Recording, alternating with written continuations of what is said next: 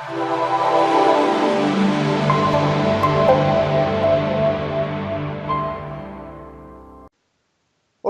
folks, welcome to the ProNatural Performance Podcast with myself, Dr. Andrew Chappell, DFAC Pro, and DFAC Pro World Champion, David Kay. Say hi, Dave. How you doing, folks? Another one in the books. That's it, man. Another one in the books. So what we're going to talk about today in this podcast, we've got a few different topics. We're going to talk about the recent British Natural Bodybuilding Federation finals, BNBF finals, and what went down there, our own personal highlights. We're also going to talk about the Grand Prix. So myself and Dave, we crossed swords and we did battle up on stage there for the first time. So that was really good fun. We're looking ahead towards the DFAC finals in Miami, which should be a great time. And then we're going to talk about something that's going to be of great interest to all the competitive bodybuilders out there, not just within the natural bodybuilding scene. And that's maybe this tricky pre-contest time whereby you've just came from a show, you've got a gap, and then you're looking towards another show. So we'll talk about our own experiences, we'll reflect on it, and then maybe we can offer some advice, and this can maybe help other people going on. So let's just launch into this then, Dave. Let's do this, mate. Let's do it. The British finals then, Dave. I mean, what's your take? What do you think? How do they all go down? Yeah, I mean, as a show, as always, the British finals is obviously it's a great spectacle of bodybuilding, natural bodybuilding, of course. This was the largest British finals for the BNBF in history. Now that says a lot. I think we had about just shy of 160 competitors who took to the stage, all qualified, of course. Mm-hmm. So it's really good to see the majority of those athletes that were qualified through the qualifiers actually deciding to take up the invite.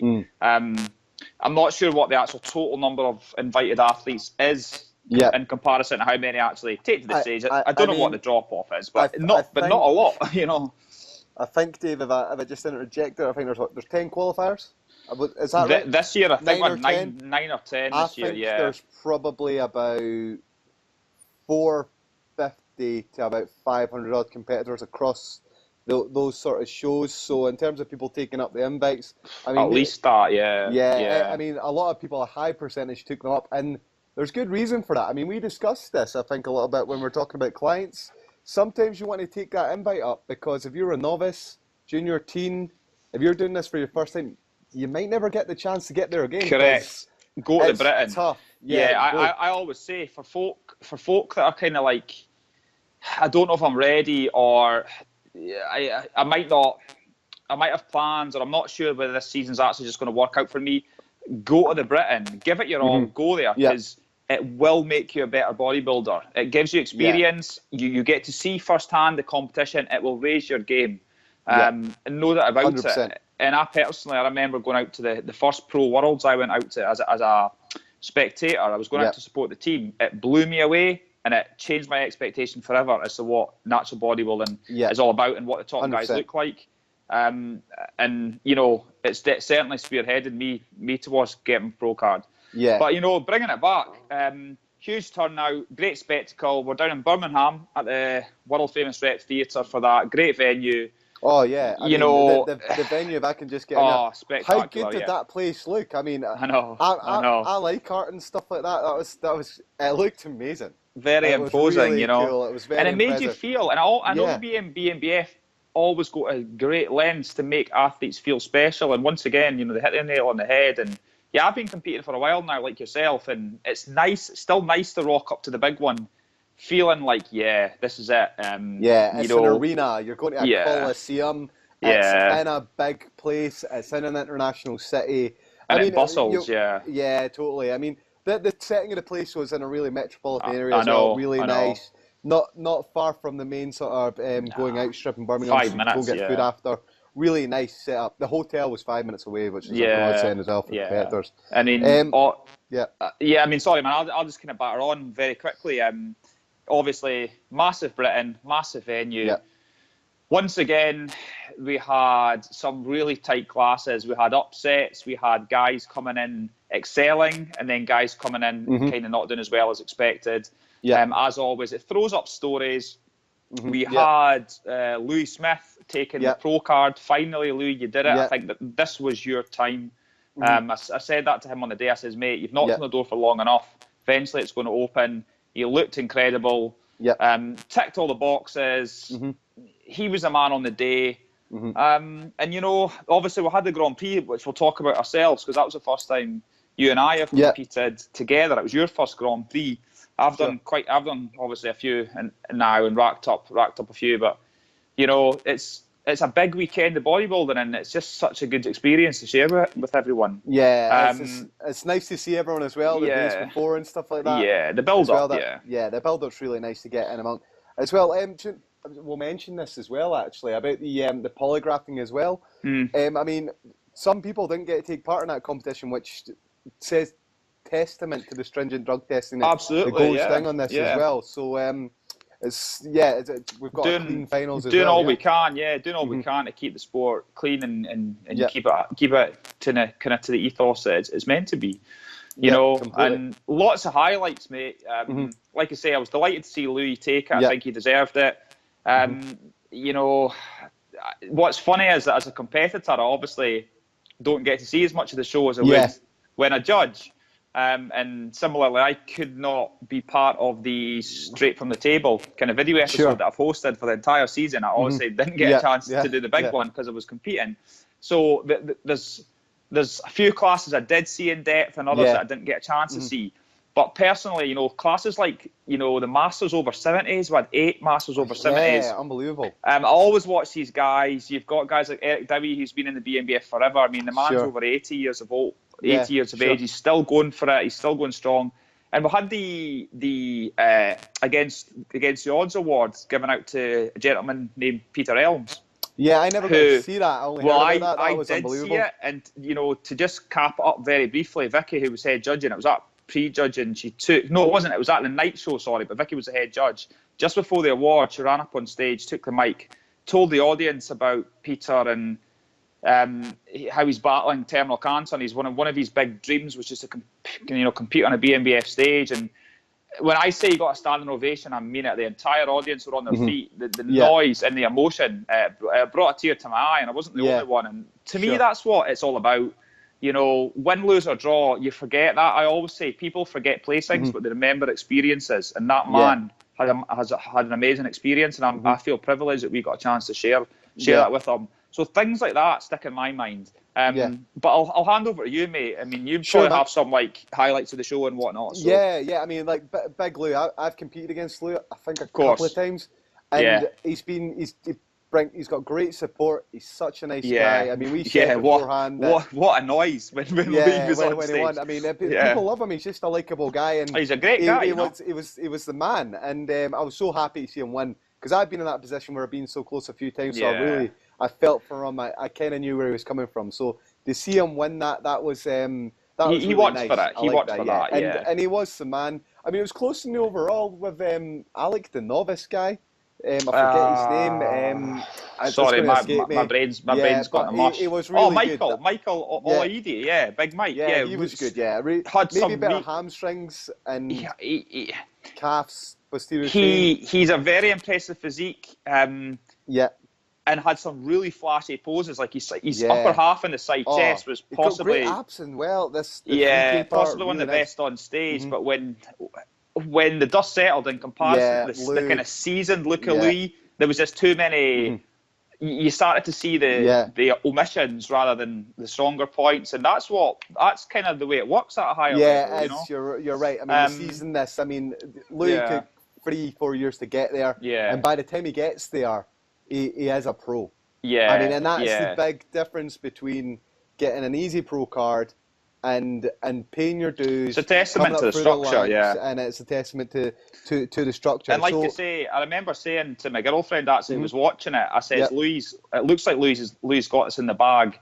Yeah. He's just too complete, and he's ticked all the boxes, and it was his time, and it was his time to turn pro. He's now at that level, so. And it was evident on stage, and he was the rightful winner. Completely. And you know, not to. I mean, it was a great overall. I mean, Gus Fisher kind of pulled it together to take the Masters Pro card, and he's going to be dangerous. He's going to be dangerous. We discussed Gus, I think. Yeah. I mean, who has not discussed Gus Fisher? The guy is massive. huge. And for years, everyone's like, if he could just bring it. Yeah. But you know what? He brought it. He brought it. He brought it, and he won. You know, I never seen a class, but imagine he took that Masters class. Do you know what it is? He's got qualities in his physique that just overpowered, and he did bring it, but he'll bring it even more, because I know personally, I won't talk too much about it, but I've spoke to Gus about diet and things, and he's changed a few things around on kind of like the advice of certain people that I know, and I just kind of feel that he's only going to get better. He's almost relearning his body. It's like a renaissance. Somebody's twigged. He's learned. We've all said he's a potentially a very, very dominant master, and I would like to see how he copes in the Pro Masters. Well, I think he looked all right in that overall. Like, he looked good in that overall, despite our. And then you had, I don't want to, obviously in the overall, I don't want to discount any of the class winners, but I remember thinking that the lightweight Joshua Lagoki kind of had a little look in because of his really crisp condition, and he's a very tidy, complete physique.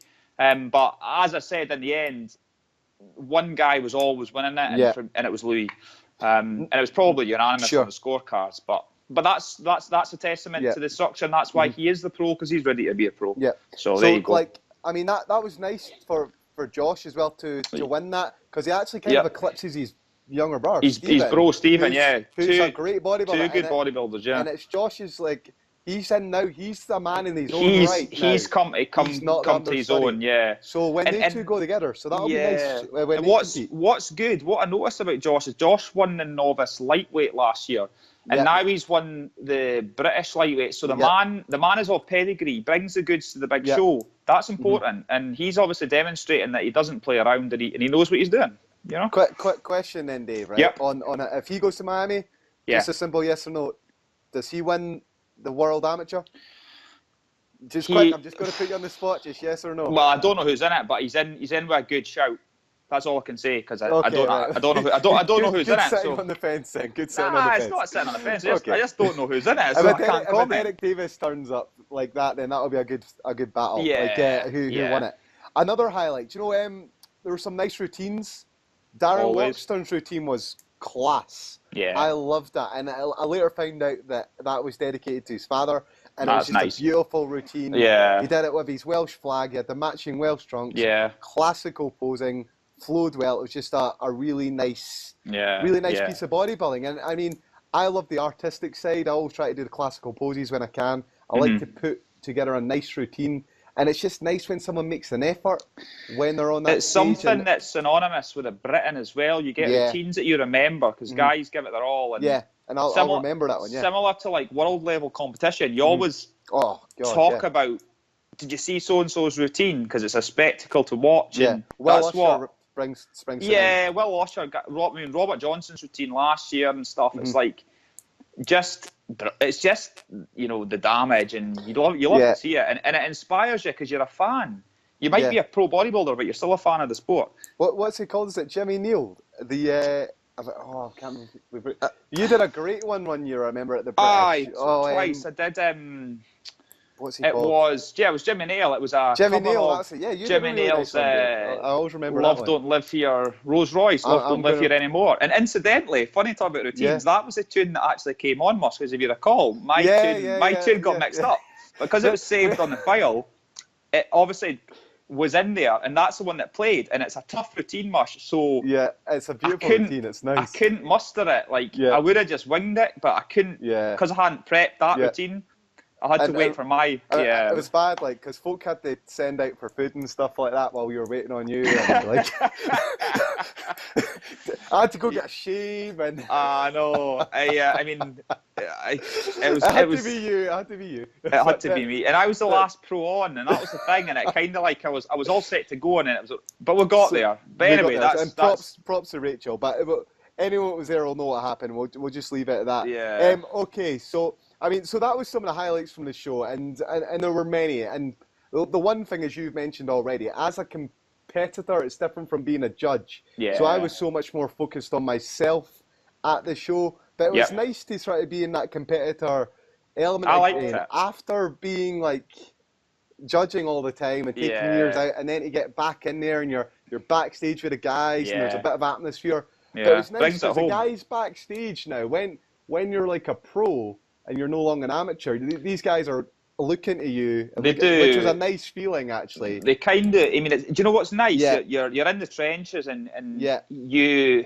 can tell people are watching you and kind of like working out how you do it. And even I noticed when we were pumping up, a lot of the guys were watching how we did it. And I think what I would say, we'll talk about this because we'll talk about the Grand Prix. This is possibly an interlude into it.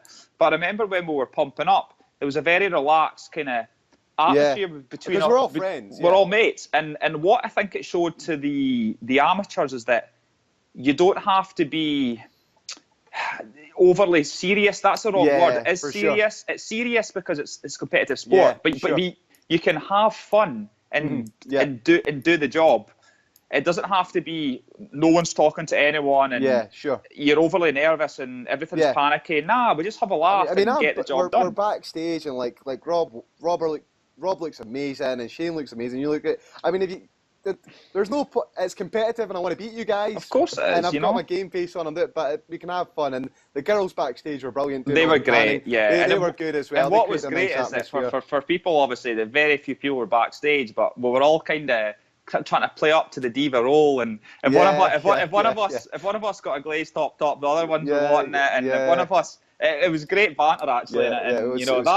That's what you remember, you know. So it was good camaraderie. So I mean, so that's a highlight as well. And you were saying like getting to be the athlete again and watch from the judges' table and seeing that someone talk about you and hearing the report and all that's nice as well because you can see why. Do you know what it does? Do you know what? And this is important. Now I obviously am very, very heavily involved in the Fed, running, hosting, judging, doing everything. It's a lot of work. We've put in a lot. As a competitor, you feel that. I felt completely looked after. The venue was amazing. The staff were ridiculous, the backstage staff. But, you know, if I wanted to know something, I got the answer, and it was like so professional. The glazing, just how the team do a great job. What the timings, and then of course the judges do their job, and then you get the report, and then you get the straight from the table. And it reminded me as a competitor how much we actually do, because I got to feel the value of it as a competitor, and that was nice. That was a nice touch. And it was really nice. So they were great. But so on to the pro class now. Now that was obviously that was a highlight. Always for me, is. In terms of getting up there and actually competing. I mean, that's what we do. We train all year round and we diet and then we go and do that. Let's not forget, at heart, that is what we are. That's what we do, and we're wanting to win. Now coming third for me, I mean, that's obviously got to be a highlight. I was really happy with that. I had some goals going in. The first Grand Prix. The first Grand Prix to give a good showing. And then, I mean, I think I got up there and I gave a good account of myself. And I think, I mean, without trying to sound arrogant or cocky, I think I impressed a lot of people when they were like, okay, right, he's gone away, he's put the work in, and he actually looks pretty good, like he compares to those guys. I mean, you stand next to someone like Shane Raymond, and he's a big guy, and I don't stand next to him and look small. So I mean, you're like, okay, you're not getting I mean, I think for you, we've discussed in the past, Mush, for you, it was. I mean, I know you did a pro class in Miami the year you turned pro, but ultimately this was your first pro show in which you'd prepared for as a pro. So it was important to you to do yourself justice, to deliver the goods, and almost stamp your authority on pro bodybuilding and the echelon. I kind of did that. Hierarchy of pro bodybuilding in Britain in particular, and you did that, and you know you said, hey, I'm here to make my mark. I've made my mark, and I'm legit. You're legit, and you're only intending on getting better, and that was important. Totally. And so I was happy with that. You can't do any more than that. Nah. I mean, like I managed to. The goal was to try and beat my good friend Robert Waterhouse because he's beaten me a few times. So I was really you've got competitive history. So we've got a history, and I mean, it was a good feeling, and now I know he's going to be trying everything to try and beat me now, come the Worlds, and I'm going to try and close the door so he can't beat me. But there was a good competitive spirit going on there. A lot of respect between not just you and him, but all of us. Shane as well. I mean, I've managed to beat Shane a few times, and although I didn't like getting beat by Shane, I know what it's like to get beat. So I was like, okay, well, you're on the day, you've done me, so respect, man. When you get to I don't mind. I'm happy for you to be second. When you get to pro level, you've got to accept when you get to pro level, you get beat. It's not, it's like Yeah. they're all of a standard. They've all got something special to their physique, and you kind of take your lumps. So yeah, Yeah. you did well, mate. So good start. I mean, and in terms of like appraising it, then I mean, what it really brought is what the most muscular package I've ever brought.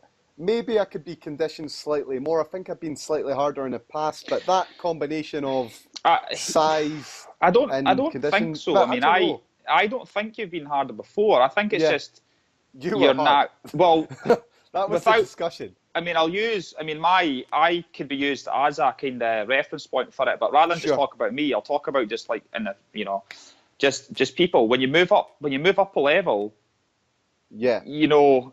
I think. I mean, I've seen pictures, mate, from the back. I've not seen as much detail in your hams, glutes, and posterior chain before. So I would say you were, as conditioned as you've ever been with the added size. I think it's just that you're now comparing yourself to something different and something new, and that's it's a step up, and it opens your eyes, and you'll raise your game. But it was good, eh? Do you know what was fun as well? I was doing the posting in the crowd. You stepped on the judges' table, and then Daz on the judges' table.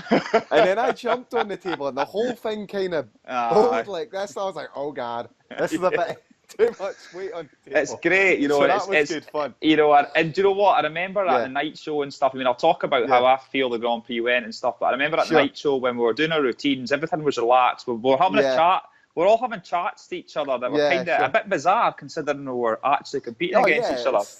But it was really good, and the pose down and that's always good fun. And like you say, you don't always get these chances because everyone competes in different years and stuff. So first time you and I have competed, and I've competed against all the other guys before. I've never actually competed with Mick Battersby, and I've never competed with Chappell actually. So Mick as well, actually. But who made a comeback after. I mean, multiple back surgeries and everything like that. I mean, at one point he couldn't walk. So for him to get back on a stage that was great. And I look forward to seeing what he brings later on. I have a funny story actually. I did this. What was it? The License to Kill music. That's right. Which was for a routine, and that people really liked that. And it's sort of like a classical Sean Ray style posing routine, soulful. And I walked off stage, and then Shane Raymond says to me, he's like, "When did you become a black guy?" And I was like, you got hit. You're bringing something new, Yeah, so it's slightly different routine from what I normally would have done. I like the dramatic classical music normally, but I thought that was quite nice. So, I mean, I'll pass it over to you now, Dave. I mean, about the Grand Prix then. And let's break it down. Yeah, I mean, personally, I won the show. Therefore, it was a good outing. It was my birthday the day after. You'll know, I didn't really publicise this, but I had a horrendous kind of time at the start of prep. You know that I probably, I was 80% out, 20% in, but I hung in there and it came good at the end. Sure. So I was pleased with what I brought. Condition was on point. I think it was my 4th Grand Prix win. Like you say, it was just a fabulous weekend for me. It's the first time my girlfriend seen me compete. Like you say, it was my birthday the next day. I had a great weekend. I'm feeling good moving forward to Miami now. I think I'm only going to be improved from that. So it was a great kind of... I'm going to call it a comeback because although I only had a year out, people don't really appreciate the struggle I went through to actually get there. I mean, do you want to disclose, go through that? Or I mean, because you were like you said, you were out this show. And I was out the game, man. Like, you should just, in the classic Dorian Yates style, see as far as you can get. At least give it a shot, and then if you're closer to the show and it doesn't work, you can pull out. And then those were the sort of discussions we were having, and I mean, it turned out to be the right discussion, and you're only getting better as we get closer to Miami as well. So it was a real achievement for me, and I feel that was a show, that was a prep. Now, without sounding Oprah Winfrey here, but that was about overcoming obstacles, and that was just a test of mental strength more than anything, mate.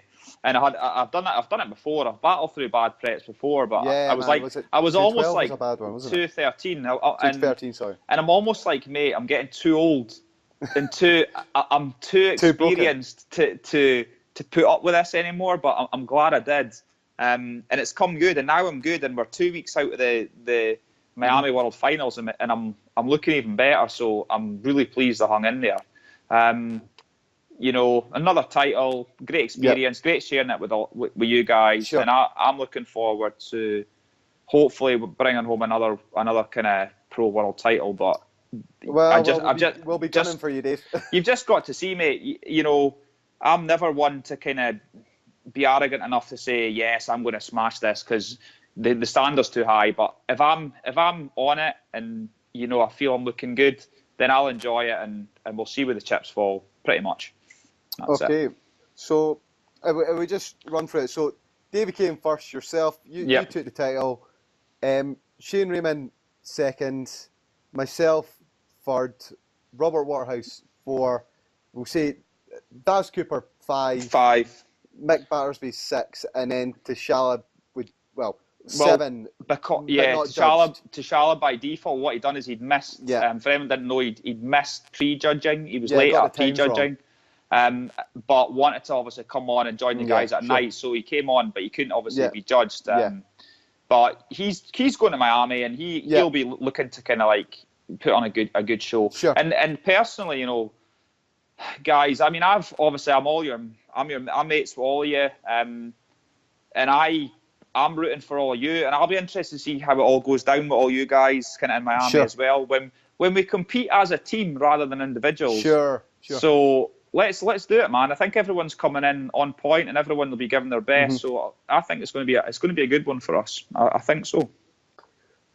Okay, so I mean, that'll maybe nicely lead us on to our next bit here. So we talked about the Grand Prix, and then we're moving on to talk about the finals and the prep that we do before the final. So it's a 5-week window between the shows, but in a lot of cases, guys will be doing, say, maybe 8 weeks, 9 weeks. If you do one of the earlier qualifiers in a season, sometimes it can be 12, months 14, and months and 16 months, weeks, yeah, before you get back on stage. So this is a short period of time. And I mean, one of the things that you sort of notice when you go to the finals is that, I mean, particularly as a fan and a judge, you've got these expectations that you're going to have athletes who are going to make improvements, and then they're going to walk the class, or they're really going to be the ones to watch out for.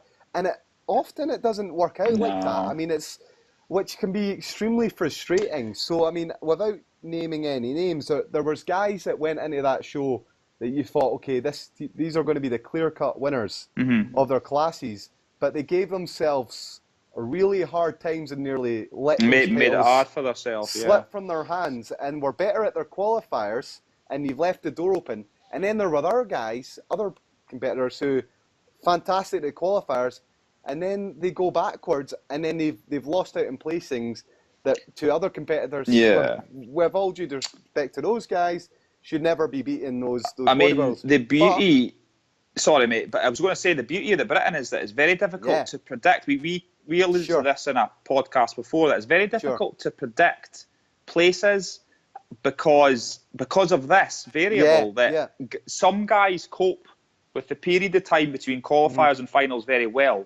They know what they're doing. Other guys get lost, and I don't know whether they take their foot off the gas, or sometimes even they do the opposite. They push too hard, and their body just kind of gives up on them. And that's through an experience. So the beauty of the Britain is it throws up kind of it upsets the apple cart is the phrase that we use, and this happens a lot. And this is probably worthwhile us speaking to the public or to the audience about how professionals deal with time between shows, because I think the amateurs would very much benefit from that, but not in too much detail, but maybe we'll tap on it. I don't know what you're thinking.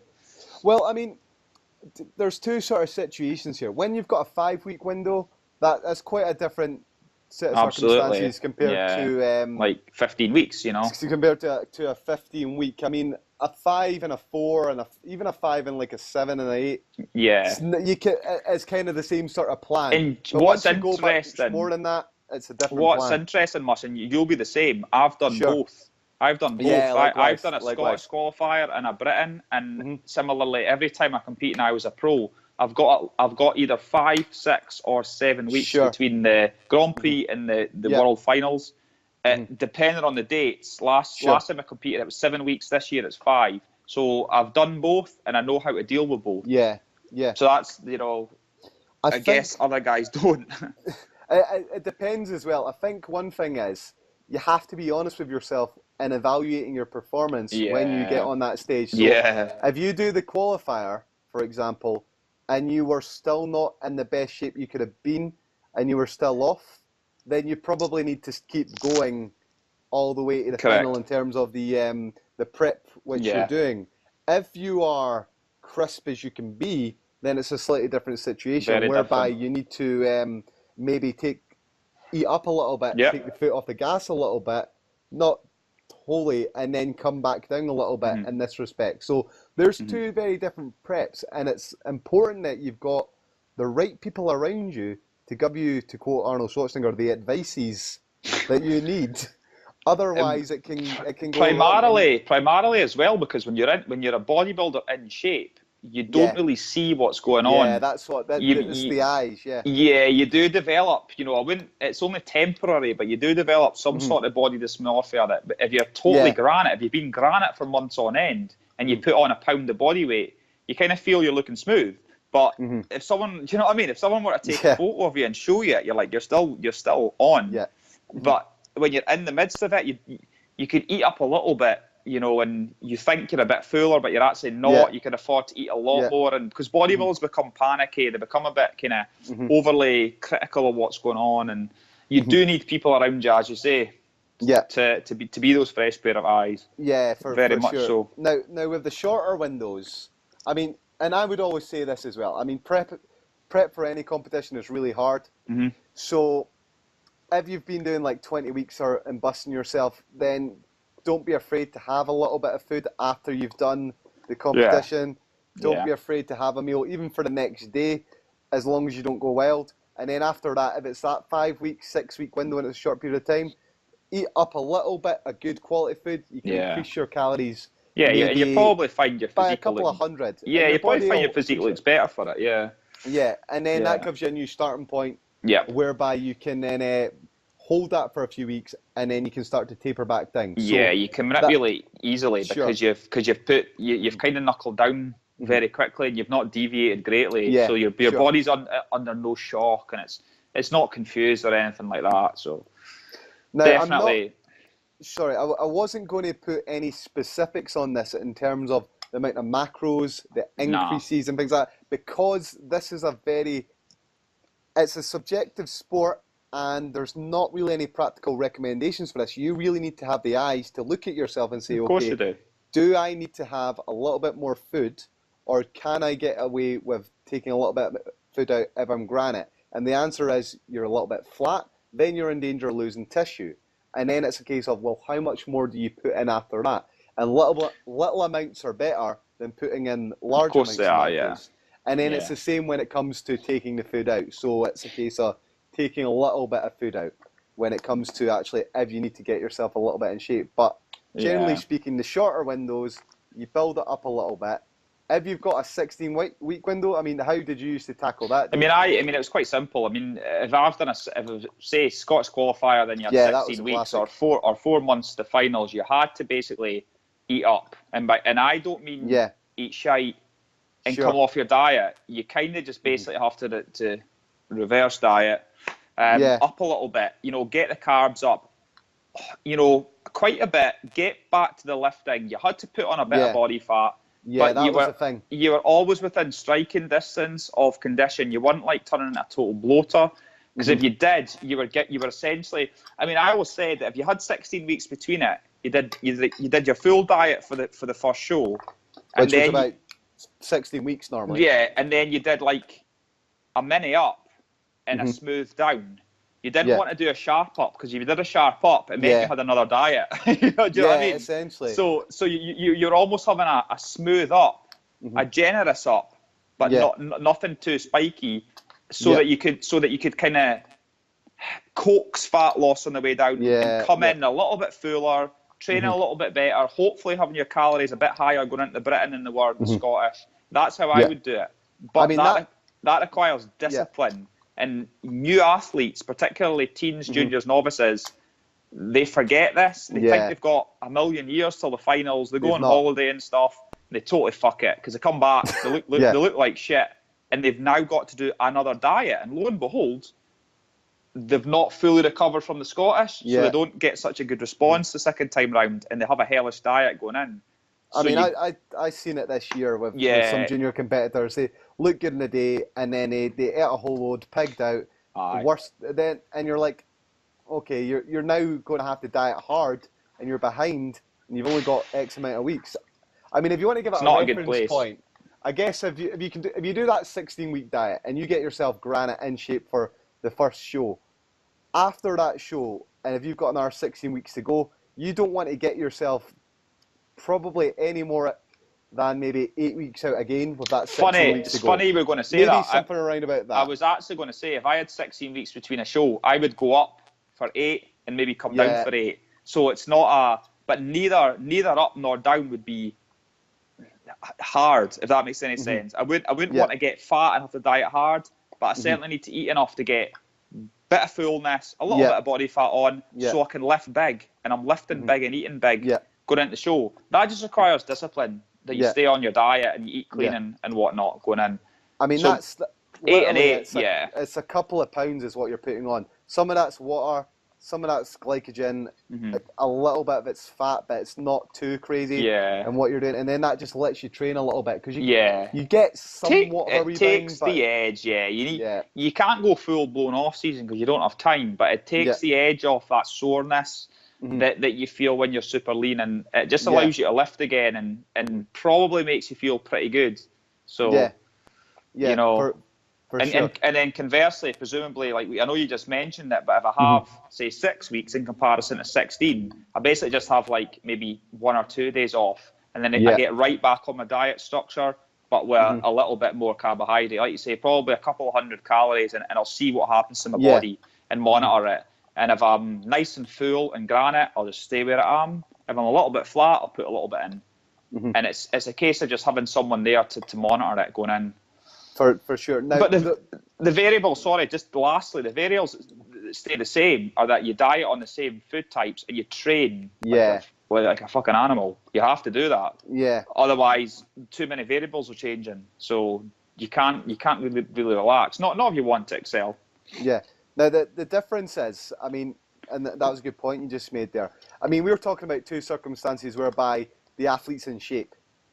Now, when the person's not in shape, this is a sort of different circumstance. You might actually have to, from Correct. If you do the first qualifier, and we always use the Scottish as a reference, because it was always typically the first qualifier. Yeah. If you just managed to qualify and you weren't in shape, you're not going up for 8. you're not going up for 8. No. You might actually, I mean, you were talking about changing food types and stuff. You might actually have to change your diet because the diet you did the first time wasn't a good diet. Yeah, you maybe have suboptimal, to sit down with someone and really discuss this and work this out. If it's not the case of that, though, then you might, again, you do the qualifier. Maybe you were bursting lots of cardio in there. Your food was a little bit low. You maybe take it up a little bit. Yeah. But your diet and more or less going to have to keep going. When you take into account all the possible kind of physiques, diets, kind of levels of body fat, there's so many variables at play here. So we can't really talk about it in too much depth. Yeah. But it really is a case of putting yourself in the most optimal position to get the best result. Yeah, and for sure. Some people just don't really know what that is, and it comes down to having good advice, but also knowing your body and experience. Sure. And unfortunately, for like I say, a lot of your teens and juniors and novices, their first experience can be bad because they make the mistakes. They make the mistakes that you expect of novices and things like that. So it's learning. It's sport, man. It's a learning curve, I mean, I want to say another thing just before we perhaps move on this. Yep. Just the person that's got 6 weeks though with the qualifier who's not quite in shape, you could probably have a day off your diet. Maybe I say a day, a couple of meals. Yeah, and then don't go crazy. Yeah. You could maybe even go like a week just eating slightly more food and then bring it down. So, but that's if you've just got a little bit left to go. You're not quite there, but you like were a couple of pounds there. or something. I mean that kind of works from there. The point I would stress is really this idea that there's maybe some sort of painting by numbers approach to do this.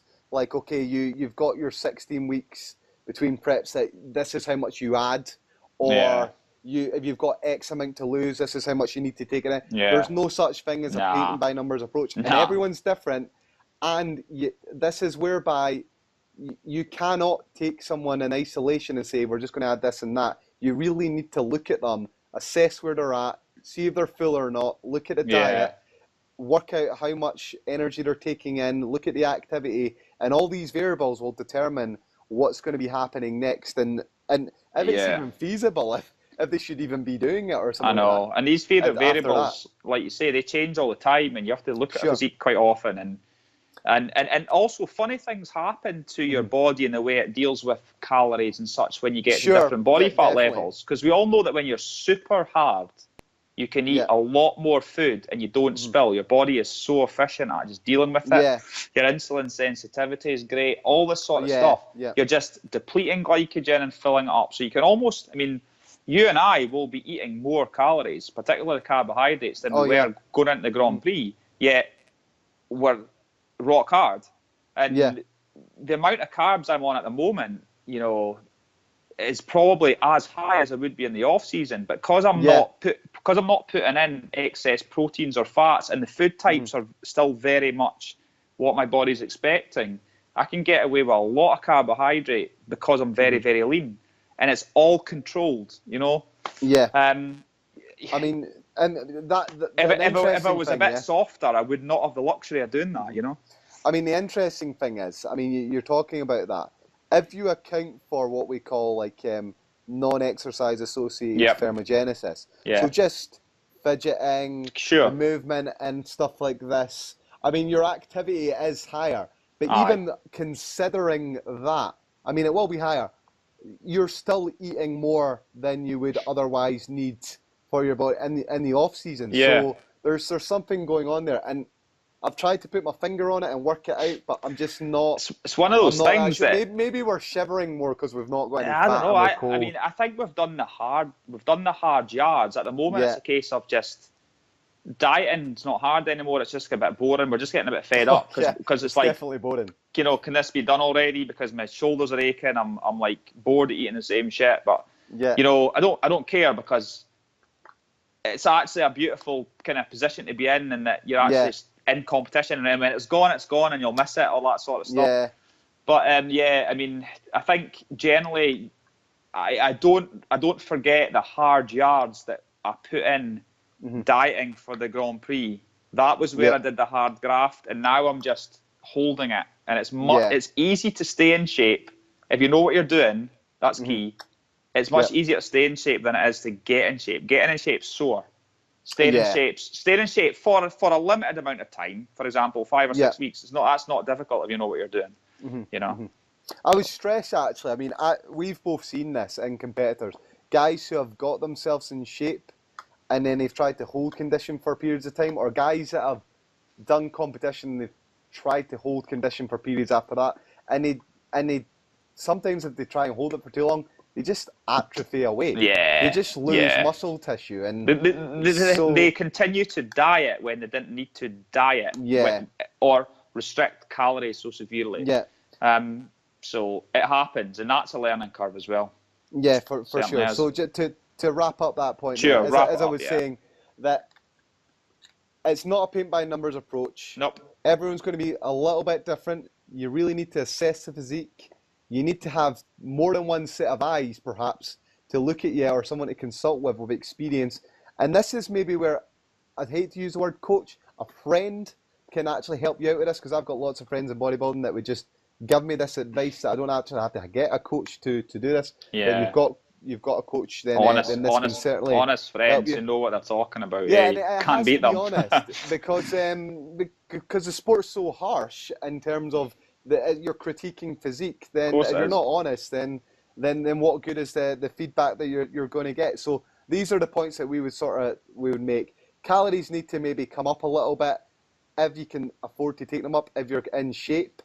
If you've got a long window, then maybe you need to come off not quite come off the diet, but don't get too far out, maybe 8 weeks striking distance, and then 8 weeks down again. Yeah. And if you've got maybe a little bit to go, but not much, and you've got 6 weeks, then you've probably got a few days off the diet, and then you just continue doing what you're doing. Mm-hmm. And there may be the different approaches. Yeah, I mean, we've talked in some detail there. So the guys, the take-home message is that if this has been of any kind of help to you, just take home what you think you would do and what sort of position you think you've been in or hope to be in or have been in the past, and you would tailor it to your needs.